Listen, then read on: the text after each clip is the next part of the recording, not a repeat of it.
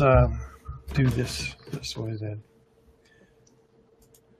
Okay, welcome everyone. We are live. This is Addy Ads, YouTube's chosen one. I have a very special guest here with me this evening, Mr. Richard Gage, AIA. He's a 30-year-old,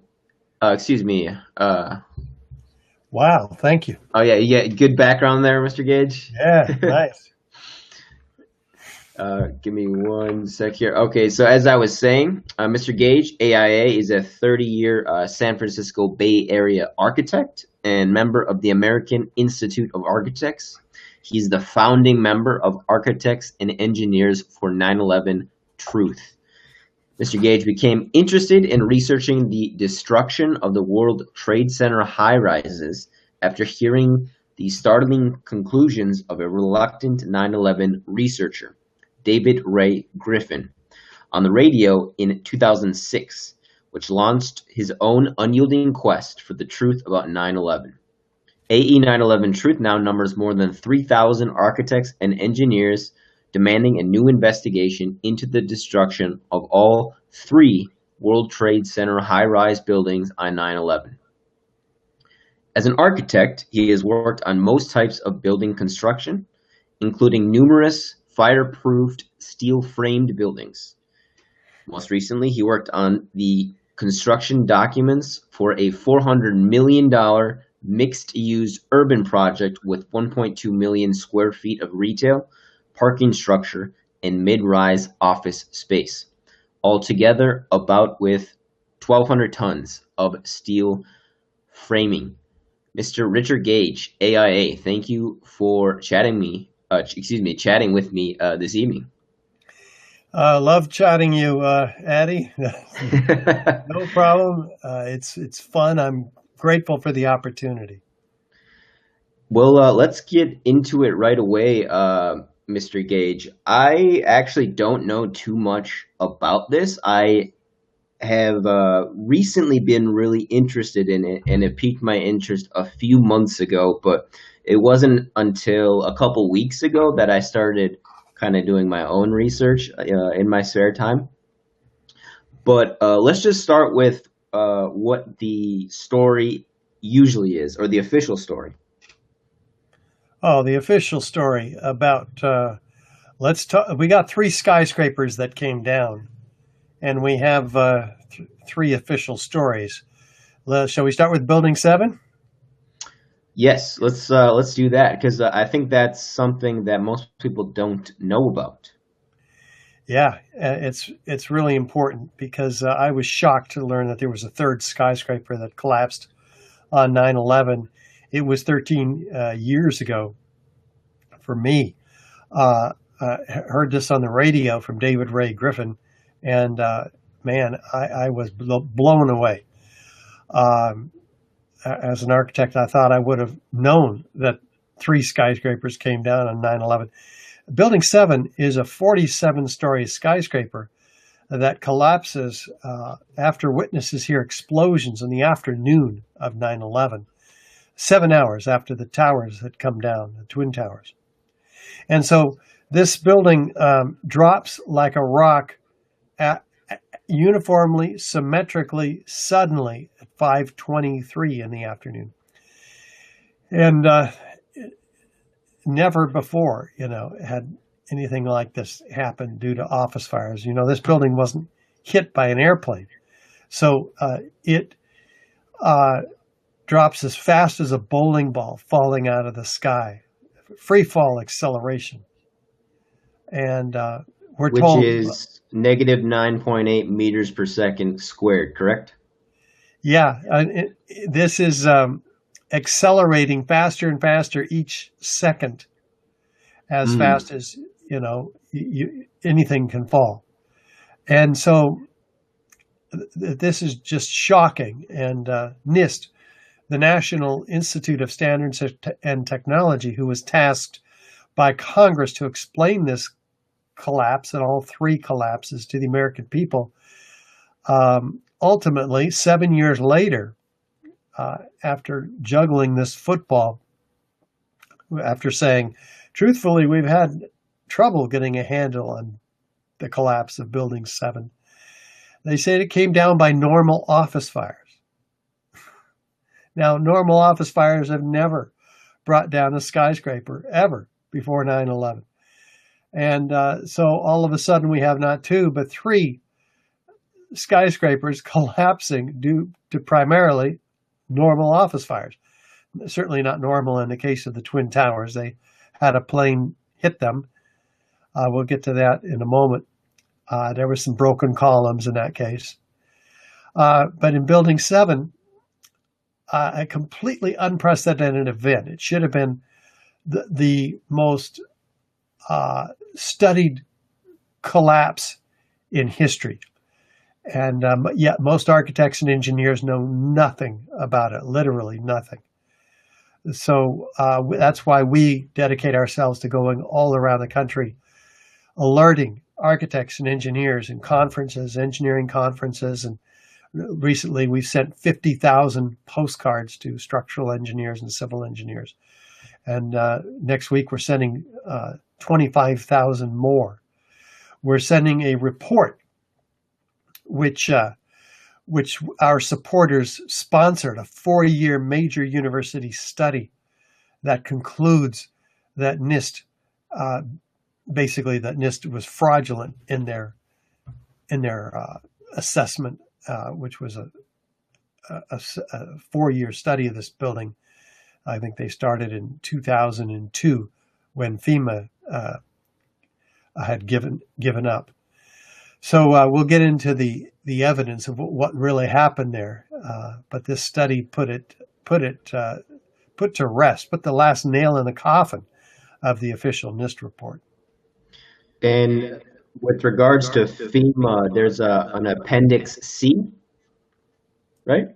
Yes, this is extraordinary because before NIST came along and took over the investigation from FEMA had been given the authorization to study this building's collapse. And they, in their Appendix C of the Building Performance Assessment Team report, in May of 2002 concluded, the Appendix C actually studied the steel, and they had discovered and documented very clearly through this WPI report, Worcester Polytechnic University, that the steel had undergone a hot sulfur corrosion attack.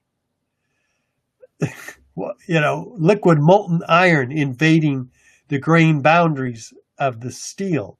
The author of the report, Jonathan Barnett, fire protection engineer, cites that the ends of the beams were partly evaporated in extraordinarily high temperatures.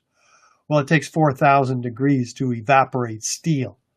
So where did that heat come from? Didn't come from jet fuel. No plane hit this building, and it couldn't have come from jet fuel anyway, had one hit this building. It didn't come from normal office fires. We're talking maybe 1,000 degrees Fahrenheit for normal office fires. 25% of the temperatures required to melt steel or to evaporate steel. To melt steel, it takes 2,800 degrees Fahrenheit. Nowhere near those temperatures. And yet here's this documentation by this federal agency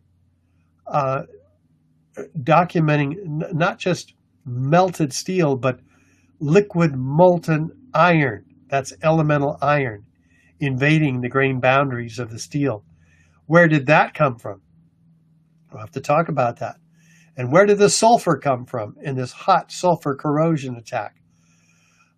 Sulfur is added to thermite to become thermate, much more effective at cutting through steel. So what we're talking about here is the evidence of thermite. Thermite is an incendiary used by the military to cut through steel like a hot knife through butter. Its main ingredient essential ingredient is sulfur. By the way, NIST says, well, gosh, we had no we don't know where the sulfur came from, but guess what? There's sulfur in gypsum board, wall board. Well, wait a minute. The sulfur in gypsum board is calcium sulfate. It's inert. It's bonded. It doesn't come out and attack the steel that gypsum wallboard has been designed to protect for 100 years or so. Could you explain a couple of those terms a little bit more in depth, just for some people listening who may not be familiar with them? Sure. Which terms were we referring to specifically? Just the board you're talking about that goes against the steel, because some people, I think, who have done maybe construction will have an idea of what you're trying to reference. Yeah, sorry, I've been an architect for 30 years or so. Yeah, that's all right. This is gypsum wallboard. You have it in your house. 99% of you, everywhere inside your house. We've used it to not just one reason we use it in houses because it's not flammable. We use it to protect steel by building a wall, if you will, around the steel to keep the fire from getting to it. It's very, very protective.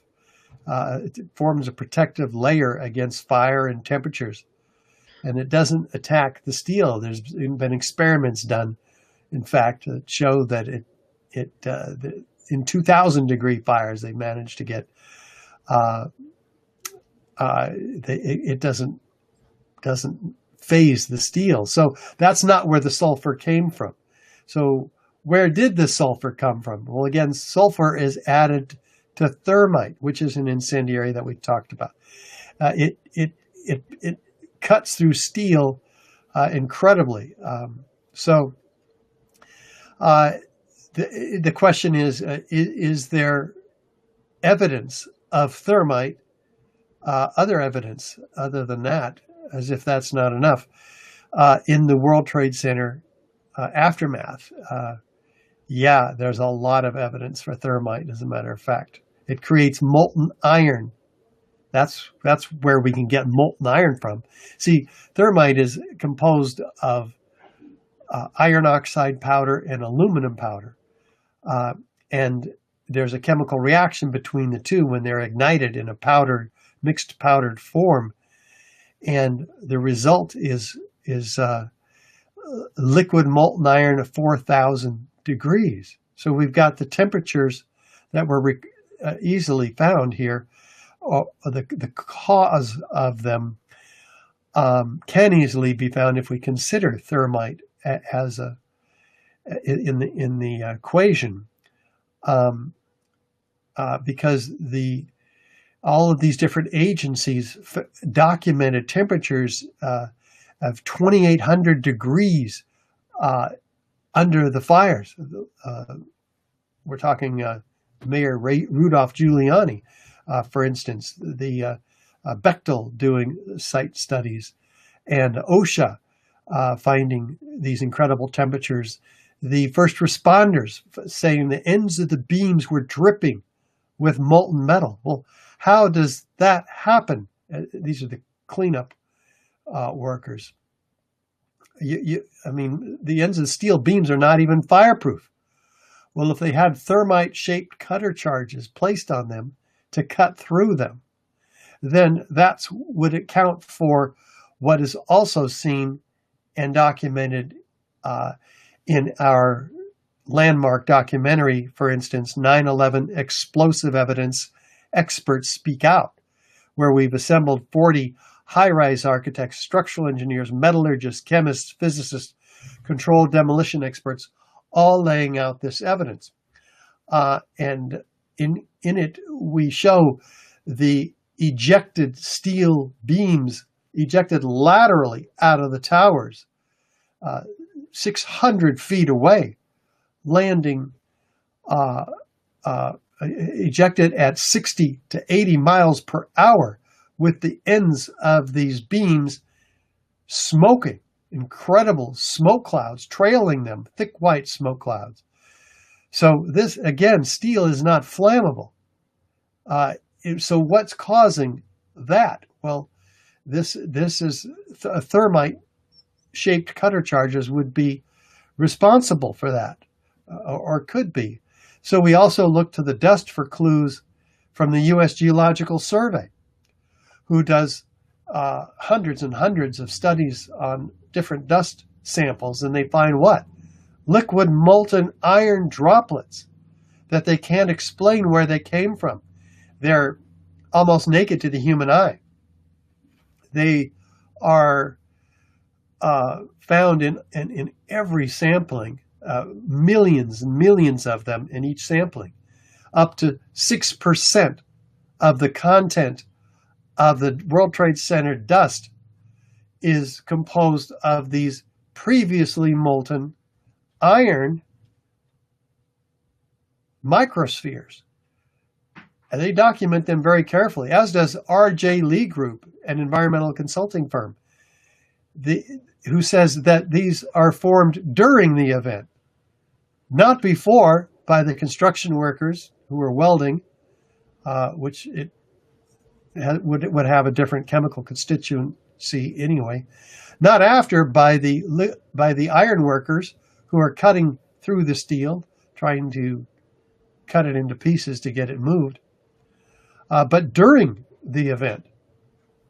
So this is incredible evidence, and it's also documented by physicist Stephen Jones, who does studies on the dust, including electron microprobe data, X-ray energy dispersive spectroscopy. Don't ask me to define those terms, but that's how they study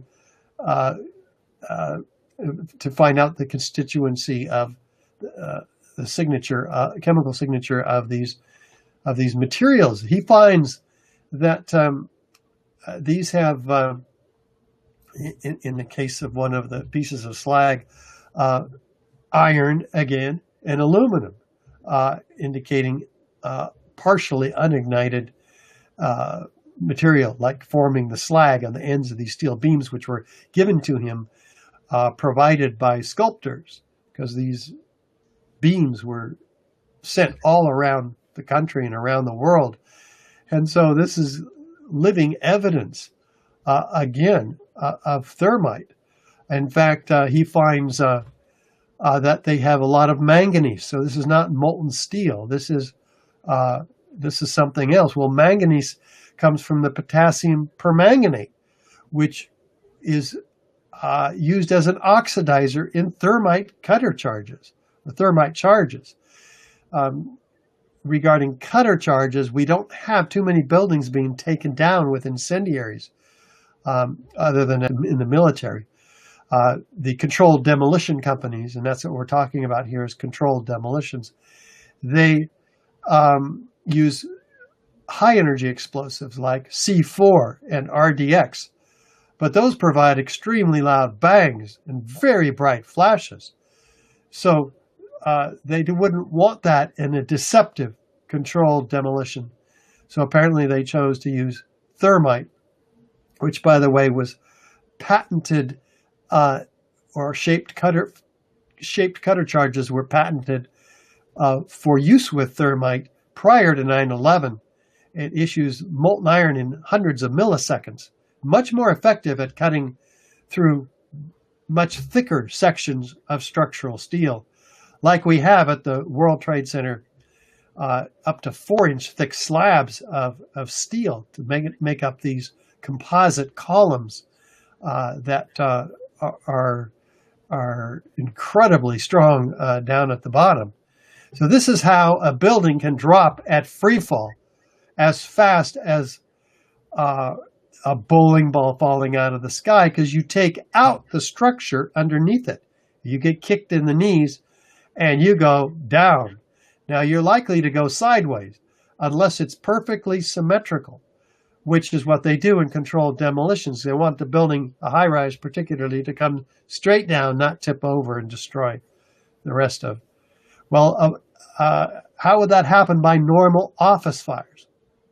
Office fires have never, again, brought down a skyscraper, and they work asymmetrically. It's a chaotic, organic process fire. It's not going to take out all the columns in Building 7, for instance, at once, and yet that's exactly what was concluded in this major university study by the University of Alaska. Professor Leroy Halsey, the department of the chair, the civil engineering department there, determined that all the columns in the building had to be taken out at once in order for this building to fall the way it did. Now, that's a 4-year study we're talking about there. So I'm going on and on. No, you're good, Gage. I was just wanted to ask, was there an official explanation given for the evidence of that molten steel that in that sample? I think you said it was like 6%. Oh, yeah, molten iron. Iron. Okay. No, there's no speculation on the part of NIST, the National Institute of Standards and Technology, who did this report. They were tasked with explaining these 3 collapses to the American people, tasked by Congress. There's no explanation by them. They just simply ignore it altogether. Doesn't even appear in their very frequently asked questions about the destruction of these buildings, which looks so much like controlled demolition, particularly Building 7, a classic implosion, just like the old hotels in Las Vegas. Witnesses hear explosions also. One of them says, like a train running under my feet, like you wanted to grab onto something. I knew that was an explosion, says Kevin McPadden. Barry Jennings was in the building with Mayor Giuliani's attorney, Michael Hess. He says the explosions, he says there were explosions. They blew us back up into the 8th floor. See, they didn't realize that Building 7 had been evacuated after the planes hit the towers. They arrive at the site late, and they're trying to get back up into the building.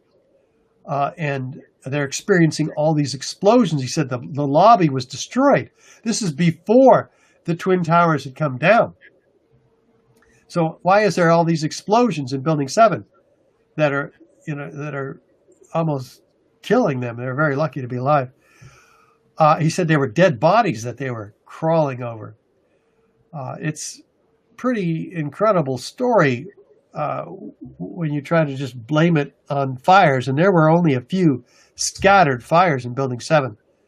On our website, ae911truth.org, you can see readily this building falling. You can also see the incredible video footage we have of these fires, which just show a few small scattered fires. I will definitely put those links in the description box below, as well as the rest of your links, Mr. Gage. The thermite evidence after the fact, was that found at all 3 sites? It's found throughout the World Trade Center dust, and the steel, which is the dust itself spread in a blanket 4 inches thick from river to river across lower Manhattan, 3 square miles. All this dust contains these previously molten iron microspheres that are documented by the USGS, R.J. Lee, and several others. So yes, this and the steel itself, it's obvious which building, which steel came from. Well, all the steel that we have left, 98% of it was actually destroyed illegally. This is evidence in a crime scene, and yet it's taken before forensic investigators could do a proper investigation. So we have. And who took that? Who stole the evidence? Well, there's a lot of finger pointing. FEMA is involved. Mayor Giuliani is involved in the orders to take the steel to the landfill. They're trying to get it out of there. Well, from the landfill, it was put on barges and shipped to China for recycling. This is acknowledged by China and many others. 15 cents a pound. It's a ridiculous price. And starting just 2 weeks after 9/11, that steel was taken out of there. Wow. So most of it was ended up being sold to China. And for those that don't know, FEMA is the Federal Emergency Management Agency. So yeah, FEMA, formed in 1979, headquarters in DC. So for anybody that didn't know that. And as far as Building 7 goes, was that kind of the catalyst for you, Mr. Gage, as far as what set this off? Yeah, I have to say so, because it's the smoking gun of the crime. You know, the criminal investigators are always looking for the smoking gun. Well, here you have the perfect smoking gun. A building which it obviously looks like a controlled demolition, exactly like the old hotels in Las Vegas. No, you can't even tell them apart. We have them side by side on our documentary. 9/11 explosive evidence experts speak out. You have a building that has the forensic evidence of thermite being used. You have explosions heard before it went down, and and yet you have it blamed on fire, which has never brought down a skyscraper, and which were, small and scattered throughout the building. So that's the essence of the smoking gun. And yeah, and the fact that nobody knows about it.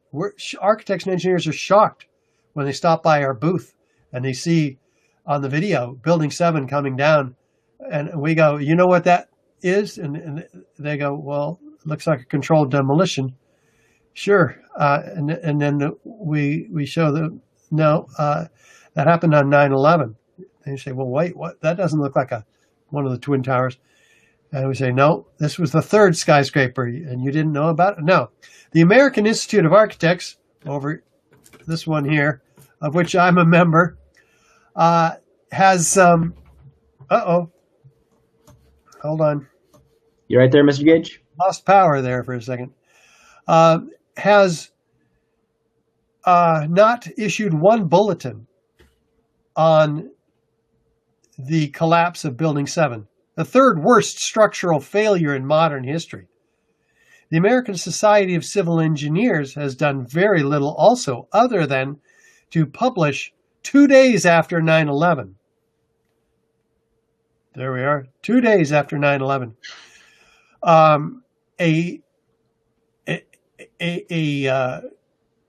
This peer-reviewed paper, which is extremely complicated to try to prove. In this case, is about the Twin Towers. Everybody else is trying to figure out, well, what just happened to us? We're in shock, right? What terrorists, airplanes? What happened here?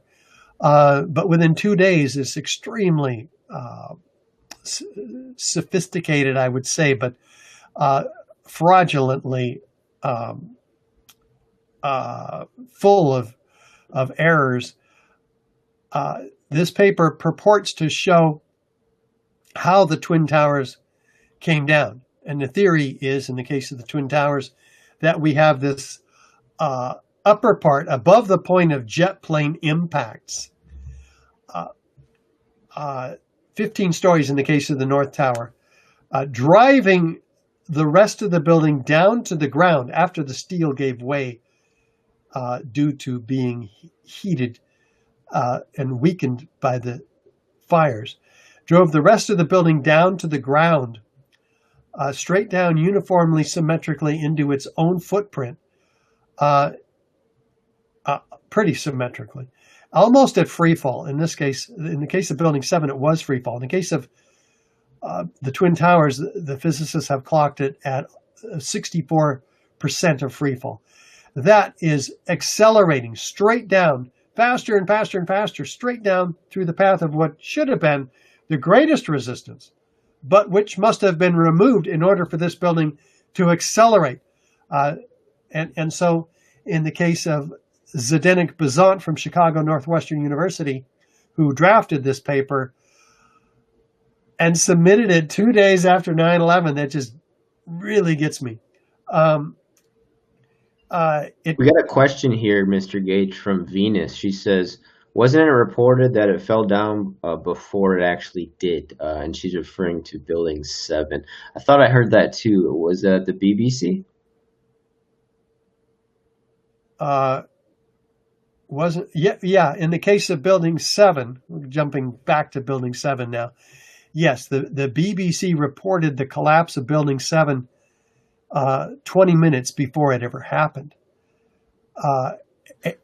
And so it's incredible because, you have the unprecedented collapse of a skyscraper by fire, and yet the BBC has announced it early. They apologized for this grievous error, citing the confusing events of the day. Does this make them psychic? I mean, what's going on here? Actually, CNN announced it at 11:07. They announced the collapse of a 50-story building. They said a firefighter went by. Aaron Brown is reporting down there. He said a firefighter went by and said a 50-story building went down, the canyon filled with smoke. Well, wait a minute. The building doesn't go down until 5:20, about 6 hours later. Well, had Building 7 come down at that time, we wouldn't even have videos of it because it would have been completely obscured by the massive dust cloud which erupted when the Twin Towers went down. So was it supposed to go down at that time is the question. It was obviously a controlled demolition. So probably. And we have these construction workers, that are caught on CNN camera walking away from Building 7, hearing an explosion. Probably, no, it wasn't the same explosion Barry Jennings heard. It was another one. They look back over their shoulder at the Building 7. They look straight into the CNN camera and they say, "Did you hear that? That building's coming down. Flame and debris coming down. The building's going to blow up." They're actually saying this. Well, that's pretty darn interesting. I mean, how do they know? I mean, the building had a few small fires in it. How do they know it's going to blow up? So all of this evidence raises suspicions at the very least. Yeah, I would agree, Mr. Gage. And I don't know exactly where they were standing in relation to the building, because I suppose an argument they could use would be that, firefighters can intuit when a building's going to go down, right? Well, no skyscrapers ever collapse due to fire alone. Right. I mean, so they can't intuit it. But an engineer did anonymously. The fire chief Hayden says, "Well, we had this engineer come by, and we asked him, in its current state, how soon could we expect it to come down?" So, and here's the fire chief. Presuming the building's going to come down. Well, it's the engineer who actually says in its current state it has about 5 hours. Well, this was 5 hours before the collapse that it's going to come down. So, so Hayden says he was pretty much right on the money. So you have an engineer. They won't release the name of this engineer. He's anonymous. So we got more reason to be suspicious when these kinds of things happen. An unprecedented event being predicted to this collapse to the almost to the minute. And you've had quite the influence since you began this this organization back in '06. I know an author I interviewed recently, I think it was last month, Mr. Charlie Robinson has been influenced by your work greatly. Um, it's definitely gone a long way, I think, since it first began. And how do you think, because we actually haven't mentioned it yet, but how do you think this is relating to our current situation? I don't know where you are right now, Mr. Gage, but I'm, of course, referring to the pandemic. Oh, the pandemic. Um, yeah, we had a planned demolition, and now we got a pandemic. Yeah, there's a lot of parallels here. You have, which we didn't even get into, the cover up by the media. The media, 90% of which, by the way, is owned by just 5 corporations who are co-invested and co-directed along with the arms industry, the oil industry, the banking industry, the insurance industry, all of whom profited enormously from 9/11. So once again, you look at the media and they're the cheerleaders for control of people, for advertising. 70% of their advertising comes from big pharma, and which is not my statistic. This is other researchers, but it's very well understood and known. Yeah, so you want to repeat that, Mr. Gage? So 70% of whose advertising comes from big pharma? TV advertising comes from big pharma. Just add it up. So you have, and then they're the promoters of what else is trying to be accomplished here. The demolition of our economy, one, and the promotion of vaccines. So there's always something they're trying to sell. In this case, mandated universally across the world, where people like Bill Gates and others, Fauci himself is on the board of the Bill and Melinda Gates Foundation, who are heavily invested. They call it philanthropy, but you look into it and it's an extreme investment that they've done in vaccines. So they stand to gain billions and billions.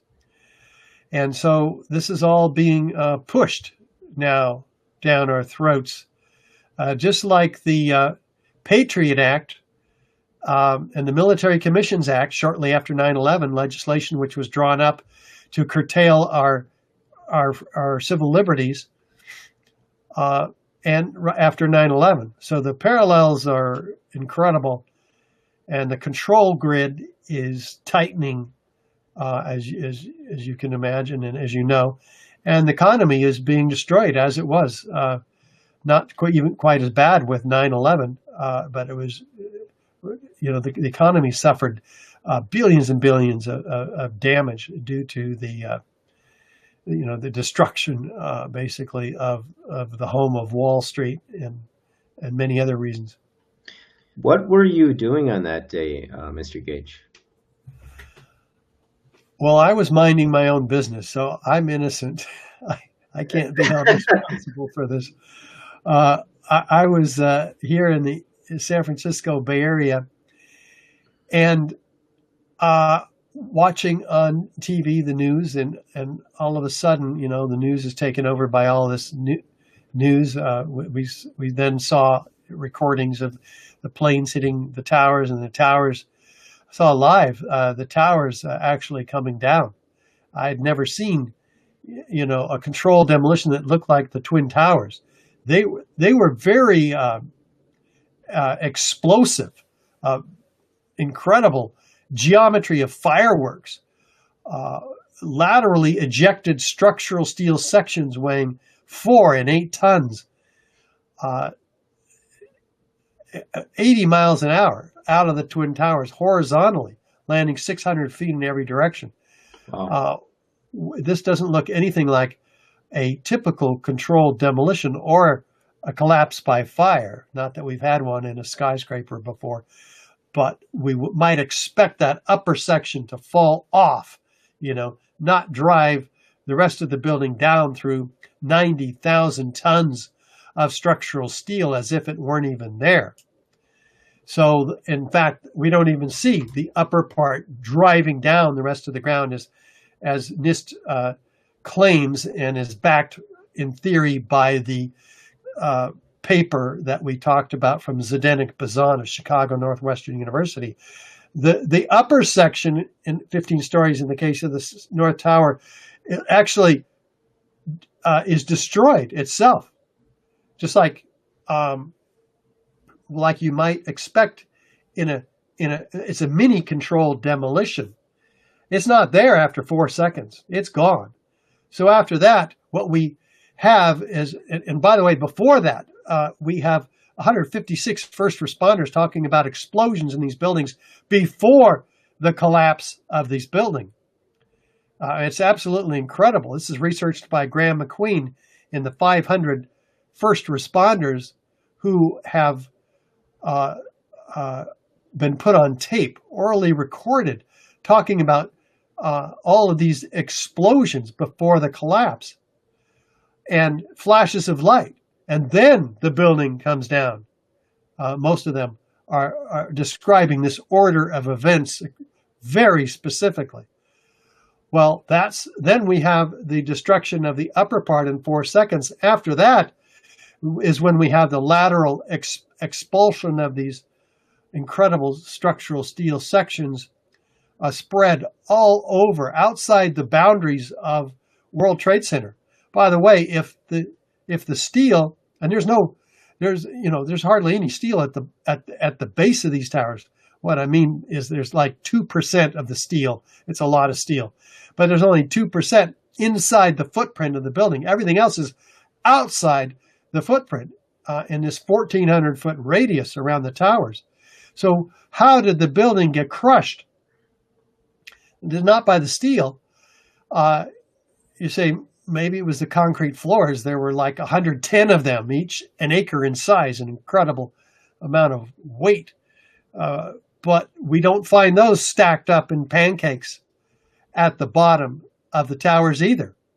There's only a 2-story pile of steel and twisted steel and just miscellaneous junk. And when you I say don't mean to discredit the.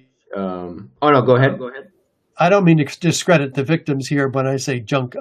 Their body parts were everywhere, including up to 800 feet outside the perimeter of the steel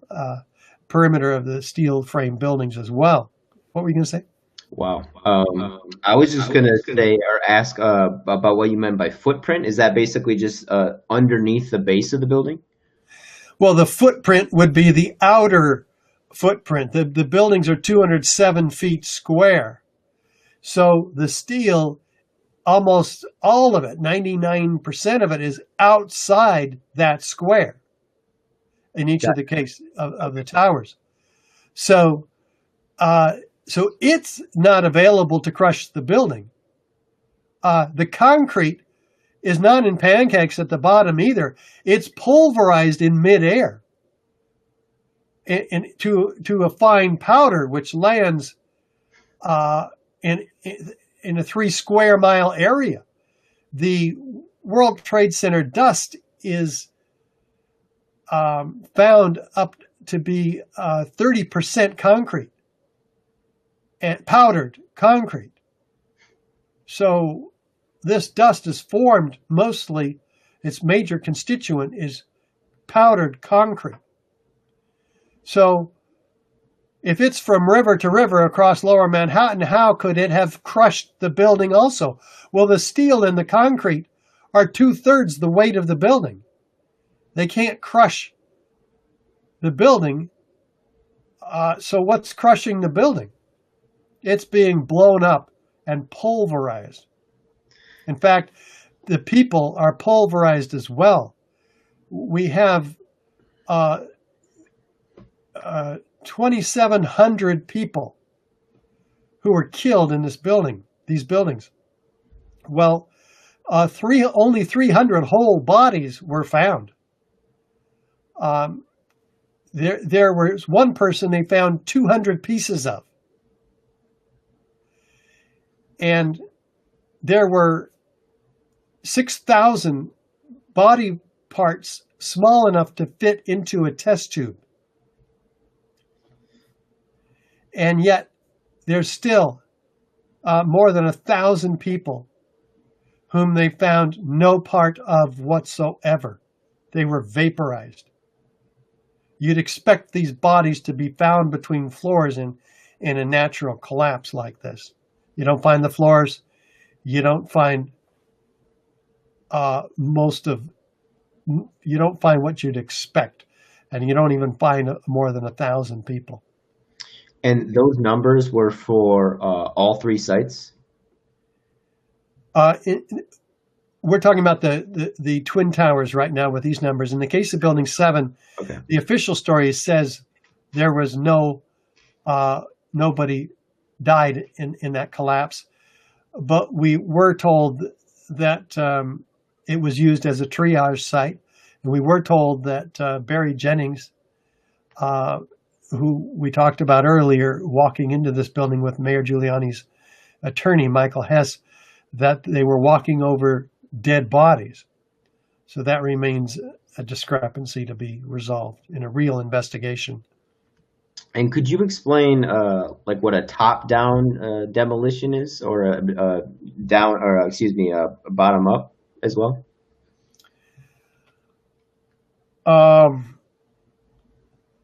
Most demolitions are designed to take out the structure of the building down low.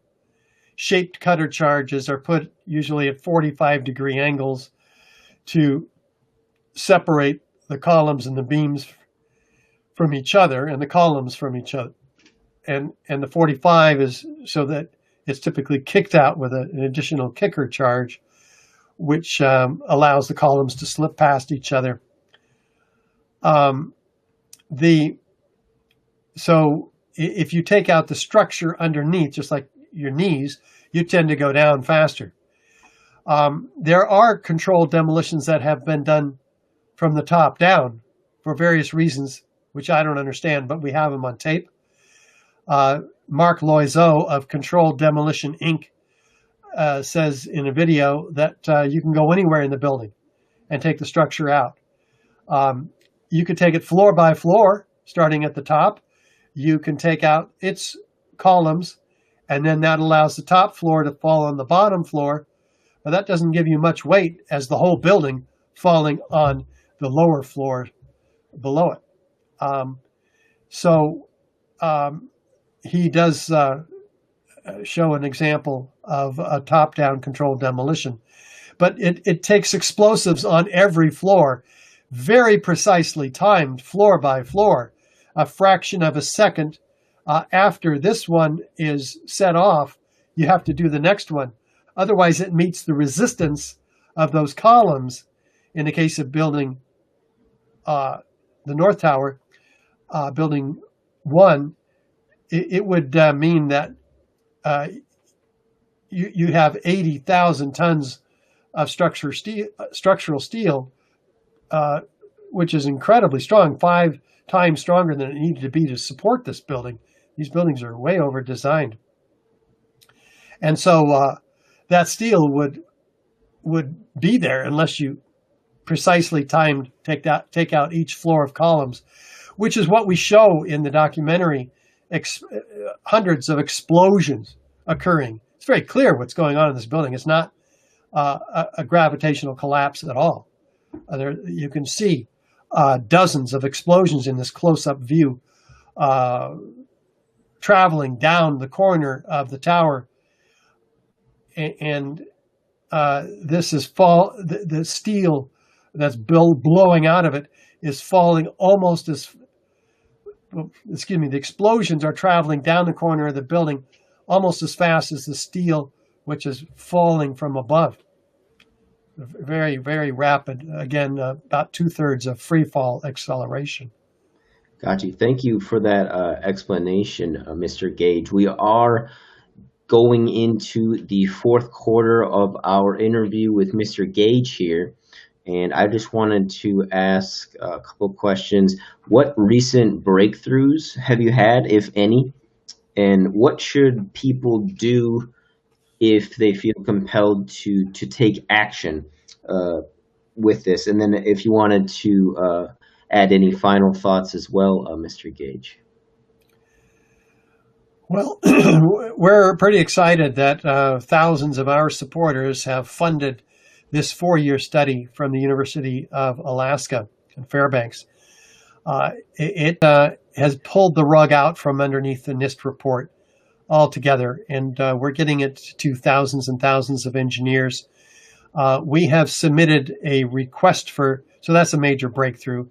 We've also done a lot of work, particularly Ted Walter on our team has been the key behind the creation of a request for correction, putting it politely.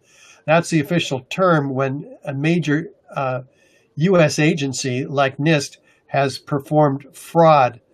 And this is how we point it out. So this is 100-page, under the Data Quality Act, 100 pages of their fraud put in their face, which we have now given to dozens and dozens and dozens of major oversight committee in the House and the Senate and key Congress people.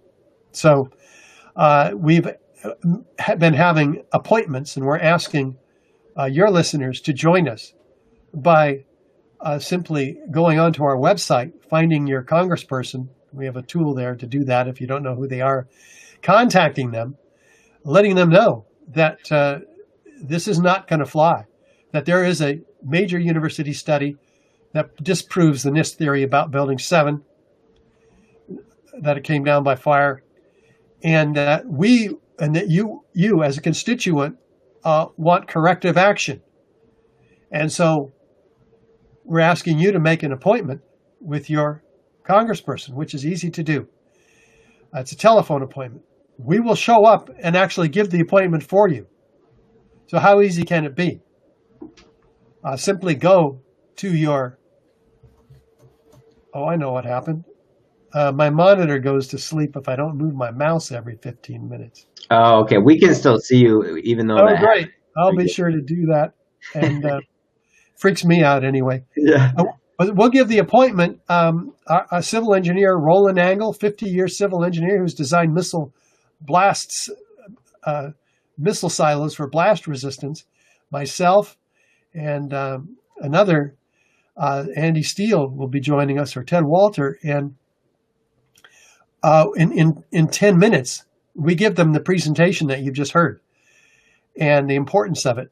And we're asking your congressperson to write a letter to NIST saying, hey, I want to be on the response list for this request for correction.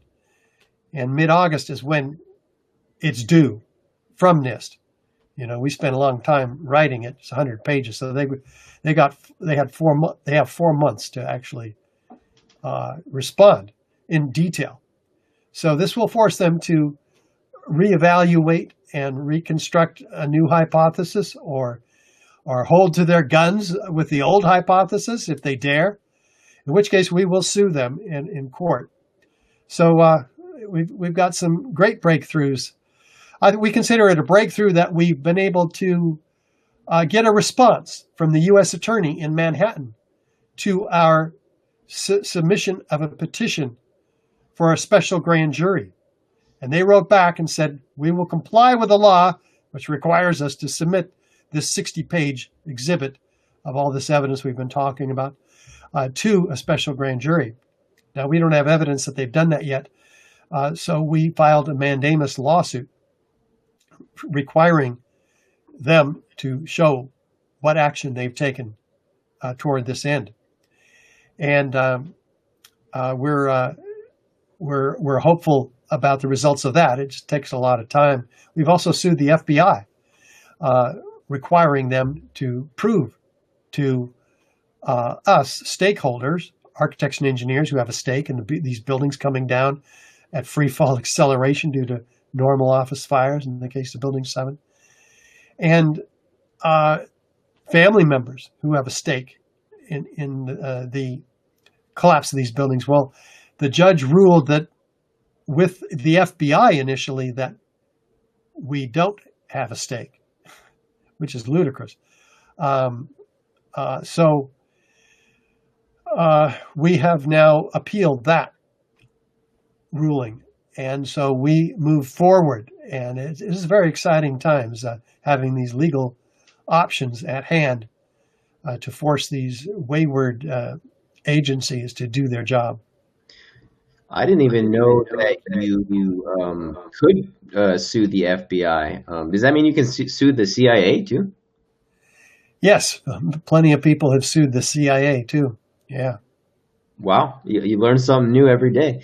We do have just a couple minutes left here, Mr. Gage, and I actually wanted to ask you about books, because I love asking people about what they like to read. And it can be related to this or not, just maybe three to five books, or maybe just like one or two books that you've given away to people as a form of a gift, either or. Yes, we do have a book, and it's called Beyond Misinformation. It's a 50-page bound book which compiles all this evidence and rips the NIST report apart. So I encourage people to put it on your coffee tables at your office and share it with colleagues. Every architect and engineer you can find, you can give it to. It's $10 in our store, or you can download it for free at beyondmisinformation.org. The DVD is, this information is very graphic, though. So we encourage people to get the DVD, which is an hour and a half. The hour version is free on YouTube. So be sure to watch that. Search Experts Speak Out 9/11 on YouTube. And they'll come up with all kinds of wonderful things, especially this landmark documentary. We're also making a film, Addie. It's the maker of Loose Change, 9/11. One of them.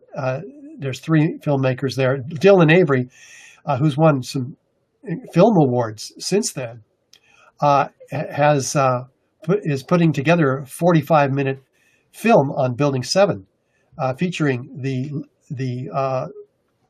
this final report on the World Trade Center destruction by the University of Alaska.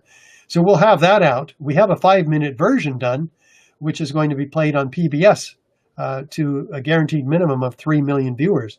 So hundreds and hundreds of our supporters have pooled their funds to support that too. So I encourage people to support us financially for these reasons as well. Excellent causes that get the word out here. We're not funded by, the CIA, the U.S. government, or big pharma, or anybody else, other than individual people who find out about this and care enough about their country to realize that these are manipulations on the American people. Well, it's good to hear that things are trending upwards for you, Mr. Gage, despite this pandemic we're in. And what was your, just before we sign off, do you have Twitter, Facebook, Instagram, or a YouTube, or just your website, if you want to list your website too? Yes, we have all those things, and they're typically AE 911 Truth. A as in architect, E as in engineer, 911 Truth. In the case of the website, .org.